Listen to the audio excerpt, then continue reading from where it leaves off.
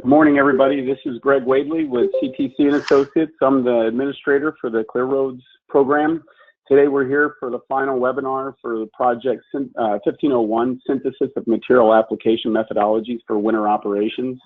The research team is from Washington State University, and I'm going to turn it over to Michelle Aiken. So Michelle, whenever you're ready. Good morning, everyone. Thank you, Greg, for the introduction. This project was a collaboration with several individuals here at Washington State University, Dr. Shanming Shi, Gongzu, Shendu, and myself. Also on the team was Dave Bergner from Monte Vista Associates, and Paul Brown started out on the project subcommittee panel, and then he actually joined us on the research team, wrapping up the guidebook revisions. Michelle, I'm just going to jump in really quick and just remind everybody, I'm sorry, I meant to say this before. If you have any questions, right now I've got everybody on mute, but if you have any questions, please enter them into the chat box, and then we will address those at the end of the presentation. Okay, back to you, thanks. So this project is a topic that has come up a lot in several of the winter maintenance peer exchanges. Basically with the understanding that the federal guidelines for material application rates are fairly dated. The anti-icing guide by the Federal Highway Administration was put out in 1996. NCHRP report 526, snow and ice guidelines for snow and ice control, was often referenced and used by agencies, but it has a publication date of 2004. And we understand that there's significant practical experience that has been gained by the winter maintenance community for many decades, and there's been a desire to update these guidelines as a function of road weather scenarios. The materials of most concern are chloride brines, with rock salt and abrasives being of particular interest. The approach to this project followed the pretty standard outline of tasks, from starting with a literature review, interview plans like developing the questions and going through the main contacts of interest, conducting the interviews, and then we spent some time developing a guidebook. It's a handbook type of publication meant to provide succinct information on material application methodologies. And the project will be wrapping up with a final report and then this final presentation. So the literature focused on several aspects of material application methodologies, including materials used, primarily rock salt, abrasive, salt brine, and liquid mag and liquid calcium-based products were of most interest. The application strategies that we considered are anti-icing, de-icing, sanding, and pre-wetting practices. We came across many factors that affect material application, anywhere from level of service, pavement temperatures, type of precipitation, material cost and availability, as well as corrosion impacts and environmental impacts of materials. The application rates that we wanted to be able to report on, we collected from many state DOTs, and we tried to synthesize those to provide reasonable application rates, considering nationwide ranges of snowfall and pavement temperatures. The application equipment, we looked at solid and liquid spreaders, as well as spinners and nozzles and other things that are on the equipment vehicles. So the materials we looked at, like I said earlier, is mostly rock salt and abrasives for solids. And then liquids, we looked at salt brine, as well as commercial mag chloride and calcium chloride based brines. There are many commercial products out there used as performance enhancers. Some of these have agricultural byproduct based additives. So we try to get information from all these other materials too, at least the ones that are commonly used. The materials that were not really looked at in detail are the ones used more by airports: sodium acetate, sodium formate, potassium acetate. We did include potassium acetate on the guidebook, but not glycols or ureas. Those are more airport products. Something we were really interested in including in the literature review was the lowest practical or effective pavement temperature, at least the common materials. The interesting thing about pulling together this information is it's not something you can get from a phase diagram. Those provide eutectic temperature, but not effective temperature. So we looked at a lot of sources that, indicate their suggested application rate ranges. But what's interesting is a lot of these sources did not provide an explanation for how they determined the lowest effective pavement temperature. Some did. Wolf Nixon had a 2008 document that says, and I quote, "Experience suggests that the lower end of the practical range of application for a chemical is the freeze point when that chemical has been diluted to half strength. Thus, for sodium chloride, this would be about 18 Fahrenheit, while for calcium chloride, it would be about -5 Fahrenheit. So there is a wide range, like sodium chloride, 15 is its low end, 18 is its low end. Calcium chloride had a really big range. Some said its lowest effective range is 0, and some said -31 Fahrenheit. And so we struggled with, well, what do we want to report as the lowest effective temperature for that product? So we kind of looked at what's considered a consensus, what the sources of information and how different areas determined the lowest effective pavement temperature.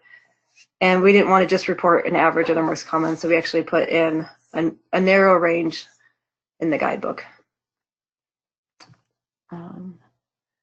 Material prices. There's a lot of literature out there from even the 90s that say material prices. We thought this was kind of dated, so we did do some email and phone communication to try and get more updated prices. But basically the material price is a huge factor in choosing the material type to use, but it does depend highly on local availability and transportation costs. So anybody that wants to try and switch to a different chemical, you're always better off getting bids to see what it will cost. Total direct costs factor in both the material price, but also the equipment and labor and application rates. So a material that gets applied on at a higher rate, like sand compared to salt, it actually has a higher direct cost than just what the purchase price of sand, because the application rates tend to be higher. A truck doesn't go as far on a single load, so it ends up maybe spending twice as much on application costs, even though the material price itself is cheaper. And application rates depend on pavement temperature, precipitation, cycle time. So we did look at application rates from lots of different states: Colorado, Connecticut, Illinois, Iowa, Kentucky, Montana, Minnesota, Missouri, New York, Oregon, Ohio, and Washington. And so we tried to synthesize these together to come up with new application rate tables. In tasks 2 and 3, we conducted interviews. About half of these were done in person at various AASHTO and APWA meetings, and the other half were on the phone. There were 26 individual responses. There were actually 29 people that participated in the interviews, because some of the interviews were done with 2 people. Interviews were collected from 15 states: Alaska, Colorado, Connecticut, Iowa, Kansas, Michigan, Montana. Oh boy, NY, that's New York, I think. Sorry about that. Oregon, Pennsylvania, Rhode Island, Vermont, Washington, Wisconsin, and Wyoming. There were 8 municipalities. These were from Denver, Colorado, Dubuque, Iowa, Des Moines, Iowa, McHenry County, Illinois, Olathe, Kansas, Lexington, Massachusetts, and then Minneapolis, and then Crystal, which is a suburb of Minneapolis in Minnesota. Ontario, someone from Ontario was interviewed, as well as someone from Norway. Some of the most significant findings from the interviews is that most agencies feel really confident and comfortable with what they're doing. They think it meets their current practices and their demands. Some agencies identified the following needs: the need for less corrosive de-icers, chemicals that are more effective at low temperatures, as well as longer lasting plow blades. Not surprisingly, the most commonly used material identified in literature or identified in the interviews is salt, both in solid and liquid form. But over half of the agencies interviewed also used other additives or alternatives, particularly during colder temperatures. These are primarily mag chloride, calcium chloride, or organics. We found that several agencies are transitioning to applying only pre-wet solids and not applying dry material at all. A lot of agencies will do spot checking of materials, but only a few have conducted field trials to evaluate materials and application methods. Major changes we heard a lot over the last 10 years is that efficiency of salt application has been improved, shifting from solids to liquids, as well as shifting from abrasives to chemical priority. I don't think anybody on this call will be surprised by any of those. Lower temperature chemicals are also being used, and then some components on equipment. People are using stainless steel or other materials. The task 4 of this project was to develop a guidebook. It was revised. It was through several iterations, and we're near the final version right now. Intended to provide information that is clear and concise. It's to aid superintendents and supervisors in determining the most sustainable and effective material types, application timing, methods, and rates for the particular snow and ice conditions they encounter. The purpose of the guidebook is to provide best practices of material and their applications. There's 10 chapters, starting with an introduction and ending with new technology. I didn't want to go through the guidebook page by page in this. It's 55 pages, but I will show some shots of individual pages. The guidebook will be on ClearRoad's website, and I encourage everyone to use it and then hand it out to their districts and areas. Chapter 1 begins with a general introduction, but we get right into level of service. There's many considerations when choosing the type and amount of materials to use, but level of service was considered the most important during the interviews.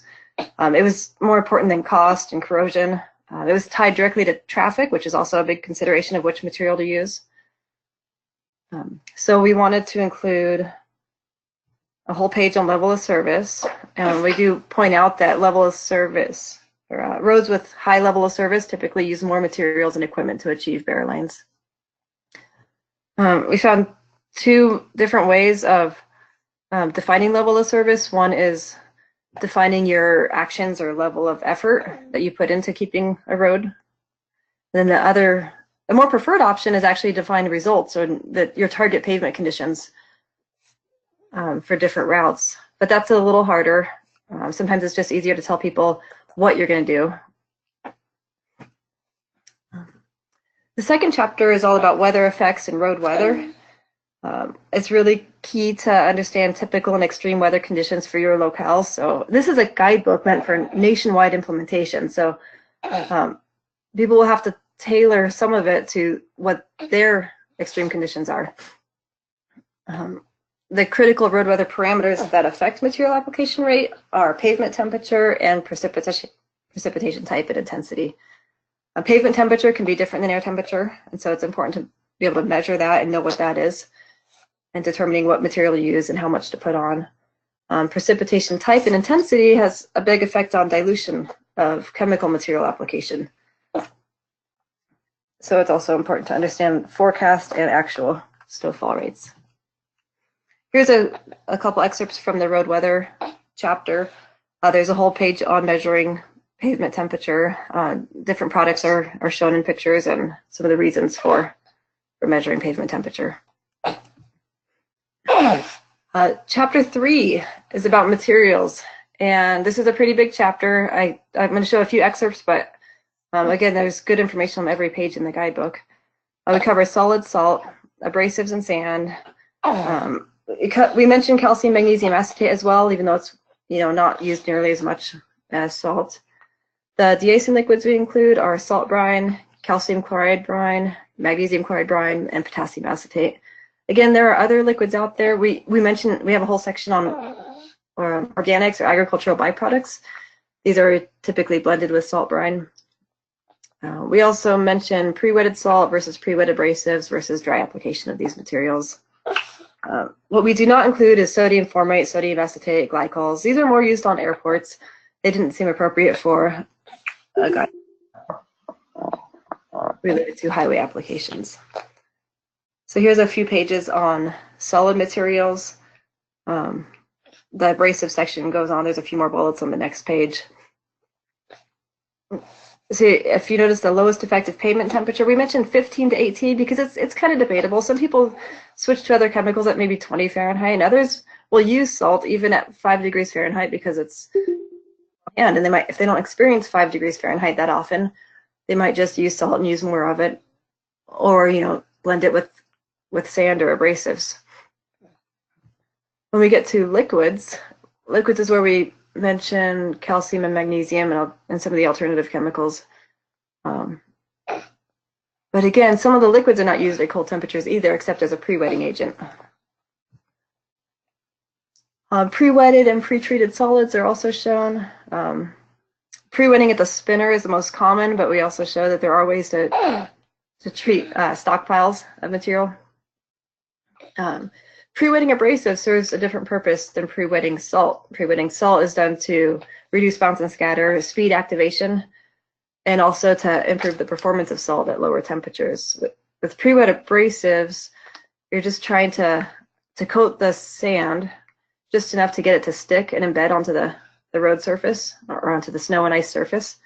It's not really meant to melt snow or ice, and actually including too many liquids onto abrasives can cause the sand to penetrate too far into the snowpack, and at that point it's useless in providing traction.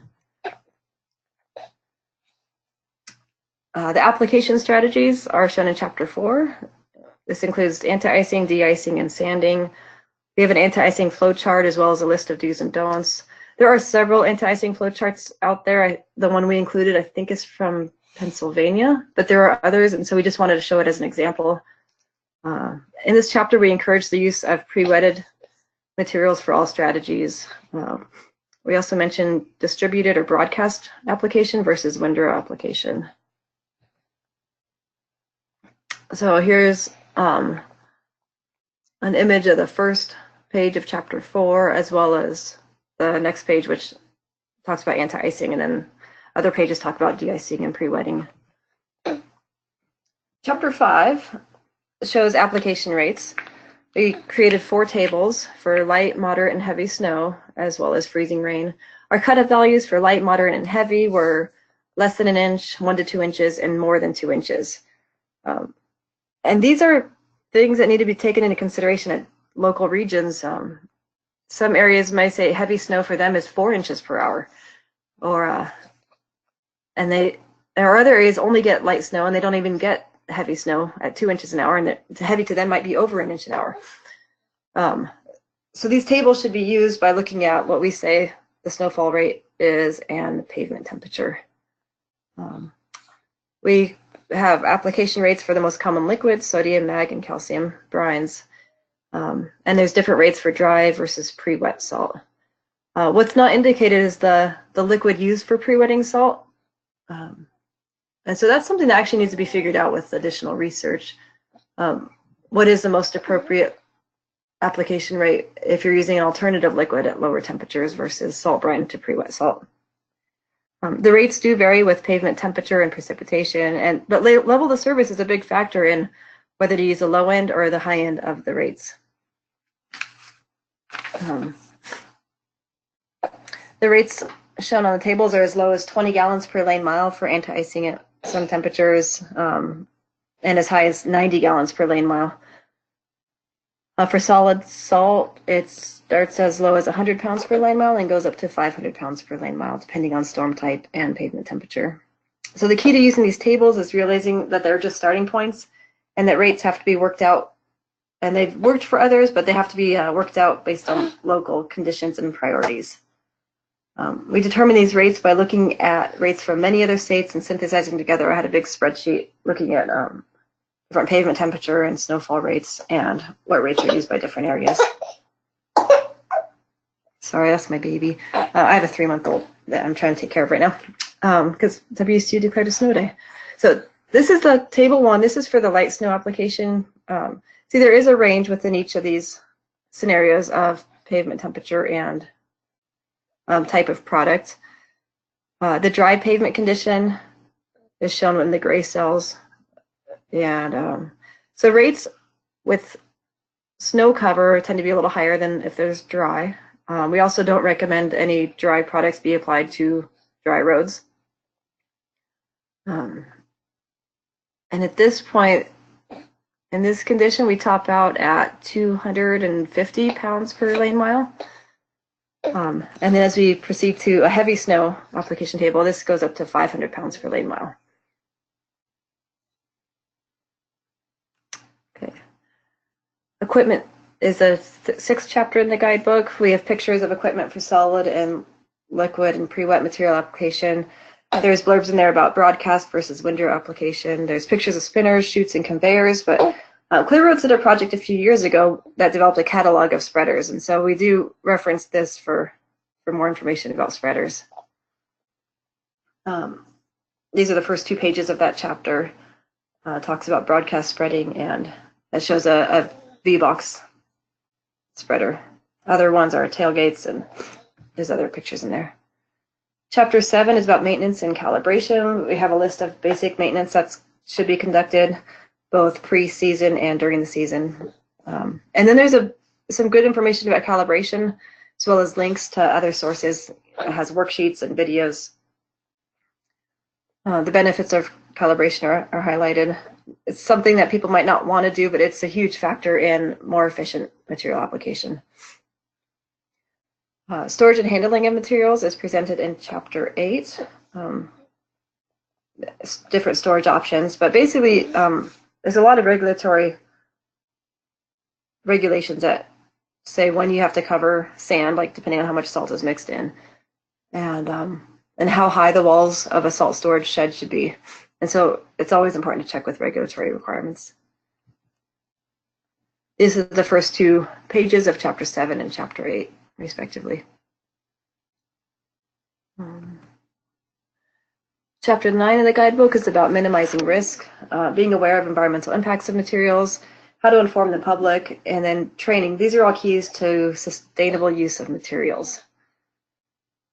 New technology is presented in Chapter 10. These include pavement temperature sensors. So some of these are widely implemented already, such as pavement temperature sensors. AVL, a lot of states are using AVL now to track both material application quantities.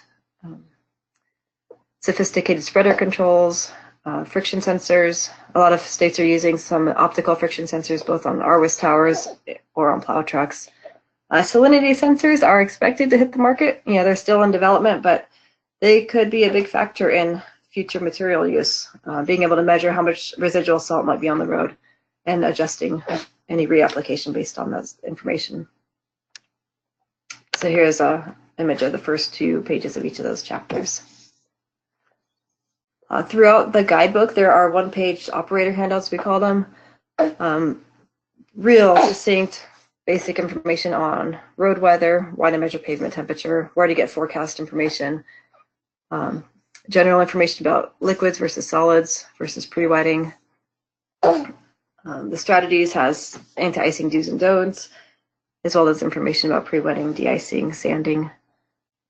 And then there's the handout for calibration, talks about how to do it and why, and provides links to additional information. The final report is the last task of the project, and this includes the more detailed literature review as well as more detailed findings from the interviews. We also have recommendations for future work, such as how enhanced or agro-blended brines are used. How to properly blend them and the resulting effective temperature range. This is all things that might exist. Some manufacturers have their recommendations for using some alternative materials, but I think it's something that needs to be done in a more systematic method, as well as identifying any storage and handling issues such as mixing requirements or chemical incompatibilities, degradation during storage. Pre-wetting is interesting. A lot of people are doing alternative materials, at lower temperatures, 5, 10, 15 degrees. Even though when you pre-wet salt, it's still mostly sodium chloride, chemically speaking. So the most effective use of alternatives at lower temperatures and really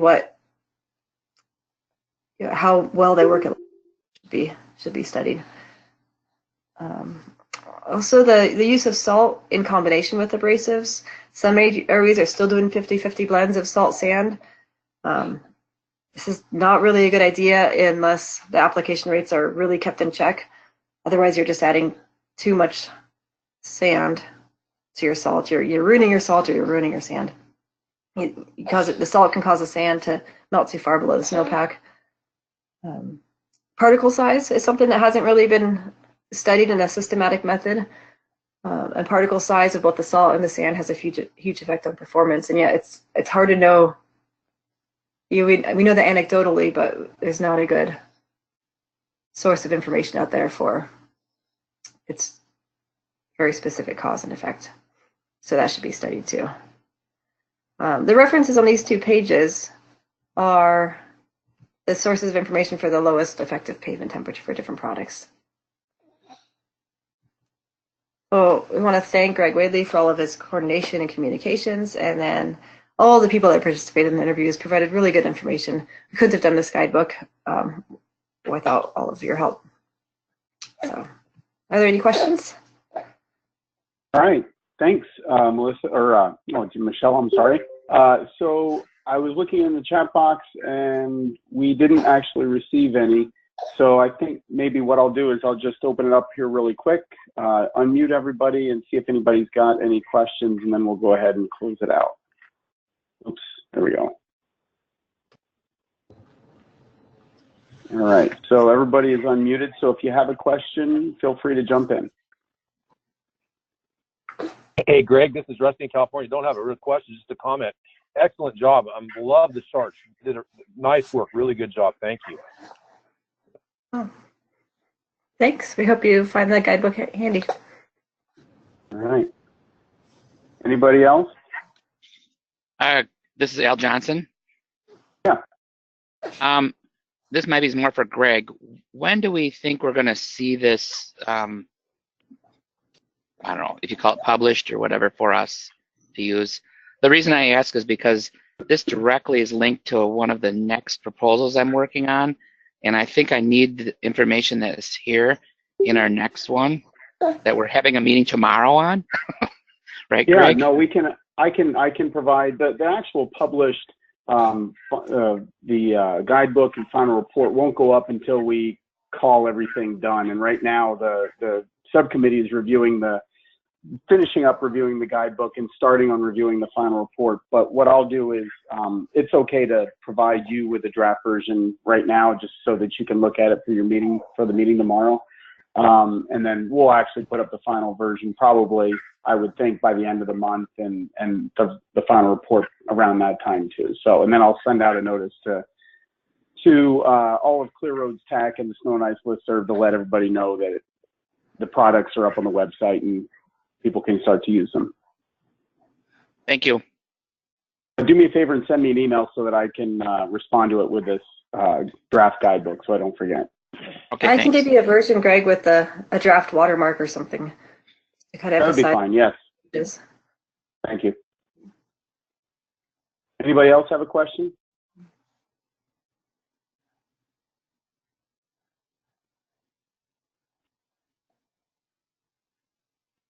All right, well, thank you, everybody. Like I said, oh, go ahead. Hey, Greg, this is John Castro. Just got one question. Real quick. Right. Was there any talk about brine enhancing answers? I don't think so, right? Say that again, brine enhancing Yeah. for this project? Any like additives, brine enhancing? It's something that we mentioned is being done, but there are so many different commercial additives and different sources of agricultural byproduct, whether it's beet or corn, or there's some alcohol or even cheese making brine waste. So some of that we said, if you're interested in alternative materials, try and find someone else that is using it and talk to them about their experience. I think, isn't there a new Clear Roads project looking at alternative materials and methods too, which might include more ag-based? We did have a project a while ago, and I think it was year 13, that had some ag products and things like that, but not a new one. So this is Al Johnson again. I might not be going as far as that, but I mean, there was a point in time you said something about this needs more research about the liquid parts. Is that correct, Michelle? Yeah, that is something we suggested. And that's where I'd like to go with it. I'd like to really expand on the liquid part of it. I don't know if it's possible to incorporate all those different products out there, but at least do something with the rates of application rates for if you're doing a direct liquid application route or something like that. Yeah, or even the use of these alternatives to pre-wet salt, because like I said, it's still mostly, chemically, it's still mostly sodium chloride, but people are using mag or calcium or other enhanced brines at lower temperatures. And I don't know if they're just, yeah, I'd like to see exactly how much improvement it makes to the solid salt. The other thing I'd say, Alan, is of course there's the project that Clear Roads did in year 16 that was on the liquid only application rates, which I'm sure you've checked out. And then Washington State is working on one of our newer projects that's getting going here pretty soon on pre-wetting of solids and some of the methods involved there. So there will be another project to look at there as well. And if you have any questions about what goes into the scope of that one, Al, you can certainly get a hold of me. Okay. Thank you. All right. Anybody else?